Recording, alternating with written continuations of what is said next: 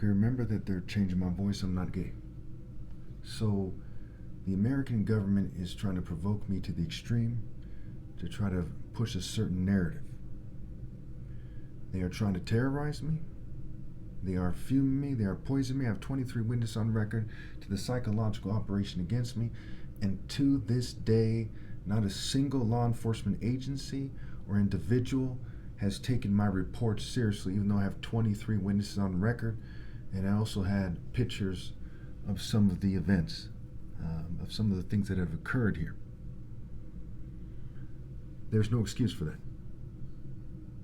Everyone knows that the righteous detest the dishonest. They detest the unjust. And I'm the most righteous person ever possible with a universal scale.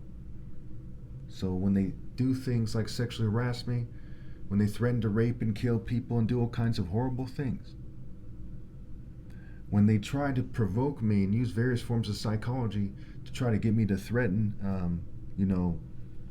officials or whoever, okay, that is extremely detestable. There's no excuse for that. They're trying to use the fact that I'm a religious person who absolutely believes that if a government is terrorizing a people, that the people have a right to resist that government and to kill anybody, be it an official, police officer, anybody who is a logical target in that scenario. That's called common sense. I should have to bring up that this very racist country, America, seems to have no problem with the Revolutionary War.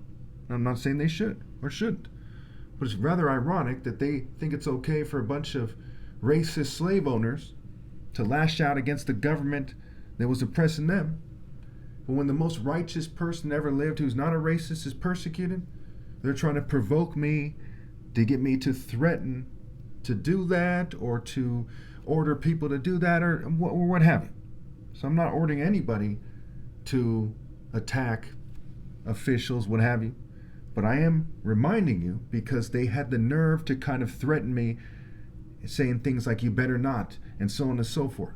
Because they went there with it, trying to exert authority over me when I'm Christ.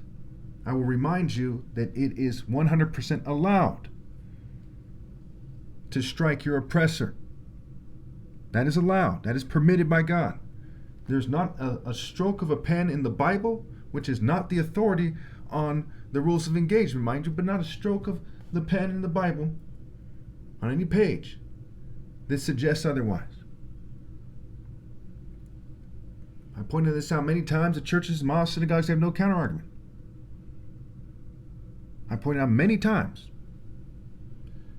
When Christ told Peter, those who live by the sword die by the sword, you have to look at all the four Gospels, Matthew, Mark, Luke, and John, and look for the part.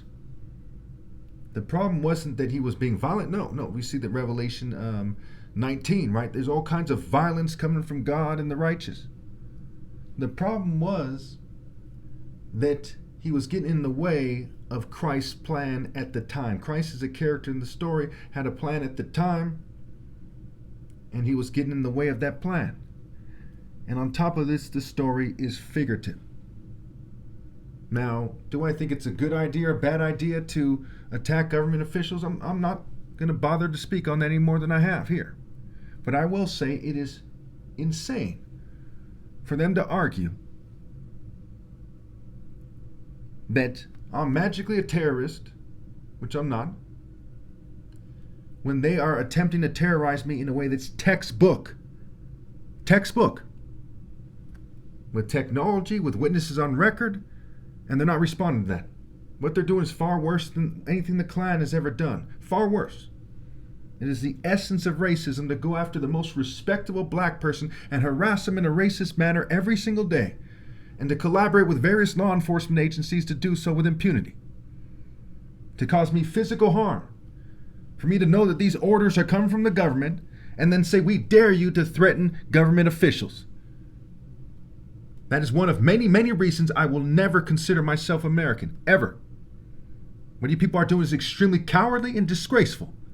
And no decent person that ever lived would have any part in it. Shame on you and your families. Shame on you.